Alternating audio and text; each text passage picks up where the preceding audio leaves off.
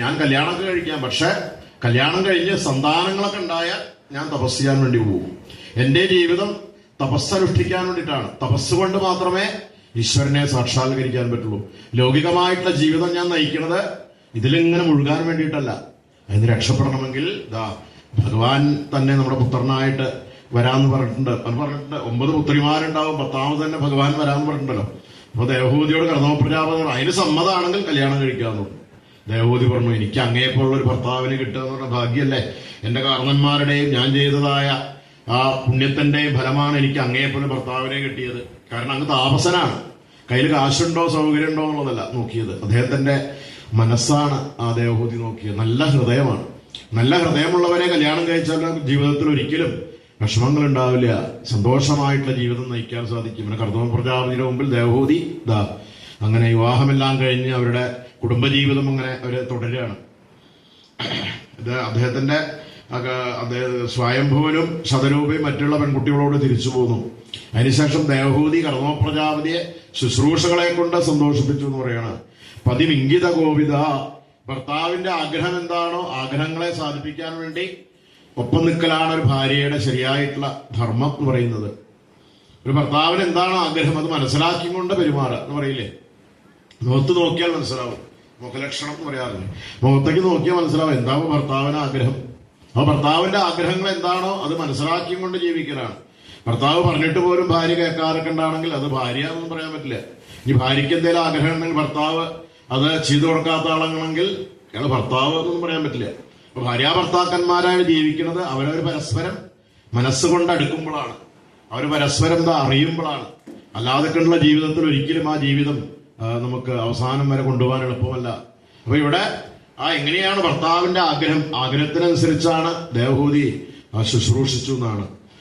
ഭവാനീവ ഭവം പ്രഭും, മഹാദേവനെ പാർവതി എങ്ങനെയാണോ ശുശ്രൂഷകളെ കൊണ്ട് സന്തോഷിപ്പിച്ചു അതുപോലെ നാവണം. ഇതുപോലെ വേറെ ആരും ഉണ്ടായിട്ടുണ്ടാവില്ല കേട്ടോ. മഹാദേവനെ പാർവതി ശുശ്രൂഷിച്ച പോലെ വേറെ ആരും ചെയ്തിട്ടുണ്ടാവില്ല. പക്ഷെ അതുപോലെ എന്നാണ് അവിടെ പറയണത്. ദേവഹൂതി കർദമ പ്രജാപതിയെ സന്തോഷിപ്പിച്ചു. അങ്ങനെ കർദമ പ്രജാപതി കണ്ണൊക്കെ തുറന്ന് പറഞ്ഞു ദേവഹൂതിയോട്, ഞാൻ നിന്നെ പരീക്ഷിച്ചതാണ്. നിനക്ക് എത്രണ്ടും എന്നോട് സ്നേഹമുണ്ട്, ക്ഷമയുണ്ട്. അത് നിനക്ക് എന്നോട് തന്നെയാണോ സ്നേഹം എന്നറിയാൻ വേണ്ടിയിട്ടാണ്. കാരണം ഈ ഭാര്യാഭർത്താക്കന്മാർക്ക് അങ്ങോട്ടും ഇങ്ങോട്ടും സ്നേഹം വേണ്ട പോലെ അല്ലെങ്കിൽ കുറച്ച് കഴിഞ്ഞാൽ ചിലപ്പോൾ പോയി എന്ന് വരും, ചിലപ്പോൾ അടുത്തുനിന്ന് വിട്ടുപോയി എന്നൊക്കെ വരും. അപ്പൊ എന്നോട് തന്നെയാണോ സ്നേഹം എന്നറിയാൻ വേണ്ടിയിട്ടാണ് ഞാൻ തന്നെ പരീക്ഷിച്ചത്. നീ എന്റെ പരീക്ഷയിൽ ജയിച്ചു. ഈ ജീവിതം എന്ന് പറഞ്ഞാൽ ഒരു പരീക്ഷയാണ്. പരീക്ഷയിൽ തോൽക്കുക ജയിക്കുക എന്ന് പറഞ്ഞ പോലെ തന്നെ നമ്മുടെ ജീവിതമാകുന്ന ഈ പരീക്ഷയിൽ ചിലപ്പോ ജയപരാജയങ്ങളൊക്കെ ഉണ്ടാവാം. അപ്പൊ നീ എന്റെ ഈ പരീക്ഷയിൽ ജയിച്ചു. ഞാൻ തന്നെ പരീക്ഷിച്ചതാണ്. എത്രണ്ടും നിനക്ക് എന്നോട് സ്നേഹമുണ്ട്, എന്നോട് ബന്ധമുണ്ട് എന്നറിയാൻ വേണ്ടിയിട്ടാണ്. അതുകൊണ്ട് നമ്മുടെ ഈ ബന്ധം ആർക്കും തകർക്കാൻ പറ്റില്ല. നമ്മൾ തമ്മിലുള്ളതായിട്ടുള്ള ബന്ധം അത് ലോകത്തിലെ വേറെ ആർക്കും ഉണ്ടാവില്ല എന്ന് പറഞ്ഞ കർദമ പ്രജാപതി ദേവഹൂതിയോട് പറഞ്ഞു, ഒരു കാര്യം ചെയ്യാം, നിനക്ക് എന്താണ് ആഗ്രഹം, എന്താണ് ആഗ്രഹിച്ചാൽ പറഞ്ഞോളാൻ പറഞ്ഞു. അപ്പൊ ദേവഹൂതി ഒന്നും പറഞ്ഞില്ല എന്നാണ് പറഞ്ഞത്. ദേവഹൂതി തല താത്തി കാലിന്റെ പെരുവിരലും കൊണ്ട് നിലത്തങ്ങനെ ചിത്രം വരച്ച് നാണം നടിച്ചുകൊണ്ട് ഒരു ഭർത്താവിന്റെ മുമ്പിൽ എങ്ങനെയാണ് ഭാര്യ നിൽക്കേണ്ടത് എന്നുള്ള നിലയ്ക്ക് അങ്ങനെ തലയൊക്കെ താത്തി. പിന്നൊക്കെയാണെങ്കിൽ പുതിയ തലമുറയുള്ളതായിട്ടുള്ള ഭാര്യമാരുടെ ഭർത്താക്കന്മാരുടെ മുമ്പിൽ എങ്ങനെയാ നിൽക്കേണ്ടതെന്നൊക്കെ പറയാൻ പറ്റുമോ? പറഞ്ഞാൽ കേൾക്കൊന്നുമില്ല. എങ്ങനെയാ നിൽക്കുക? നാണൊക്കെ ഉണ്ടാവോ? ബുള്ളറ്റിലൊക്കെയാണ് കല്യാണത്തിന് വരിക. ഏത് കല്യാണം കഴിക്കുന്ന പെൺകുട്ടി അല്ലെങ്കിൽ കാറിലൊക്കെയാണ് വരിക. തല താത്തലില്ല എന്ന് മാത്രമല്ല, തല അങ്ങനെ പിന്നാക്കം നല്ല ശരിക്കും ചെയ്യും ഭർത്താവിന്റെ മുമ്പിൽ. കാരണം കുറച്ച് ഭർത്താവിനാണ് ചിലപ്പോൾ നാണം ഉണ്ടാവുക.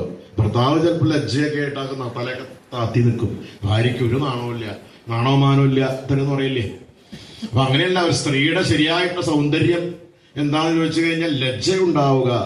കവികളൊക്കെ പാടുന്നുണ്ട്. കവികളൊക്കെ പാടുമ്പോൾ സ്ത്രീയുടെ സൗന്ദര്യം അവിടെ ലജ്ജയുണ്ടാവുമ്പോഴാണ്, അല്ലെങ്കിൽ തല താത്തുമ്പോഴാണ്, ഭർത്താവിന്റെ മുമ്പിൽ താൻ ഒരു എന്താ പറയാ ദാസി എന്നുള്ള ഭാവത്തിൽ നിൽക്കുമ്പോഴാണ് ശരിയായിട്ടുള്ള ഒരു ഭാര്യയുടെ നന്മ എന്ന് പറയുന്നത്.